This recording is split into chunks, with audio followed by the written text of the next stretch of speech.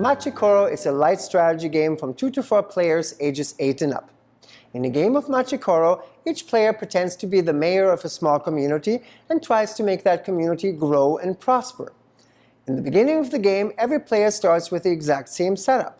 You have 2 building cards, one labeled 1 and one labeled 2-3, as well as 4 currently undeveloped construction sites. Goal of the game is to be the first player to develop those 4 construction sites. So this is not a game about collecting the most money or the most points, it is a race to the finish to develop those 4 cards. On a player's turn, you roll one of the 2 dice, and whatever number you now roll, if any of the buildings on the table match that number, those buildings might pay out.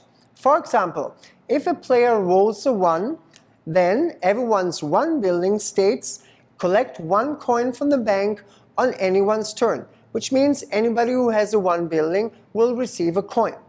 On the other hand, if a player, for example, rolls a 3, collect 1 coin from the bank on your turn only, which means only the player that rolled the die would collect a coin.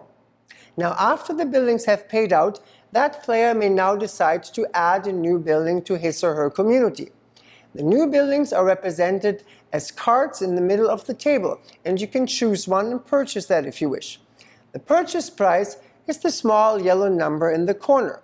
So for example, if I would wish to purchase the card labeled 4, I can now pay $2 to the bank and add that building to my community, therefore increasing the chances that in future rolls one of the numbers might match the roll that was rolled.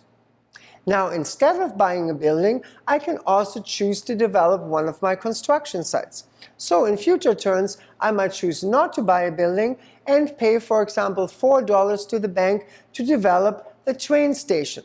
I would flip it over, and whatever text is on that card will now be a bonus that remains with the rest of the game.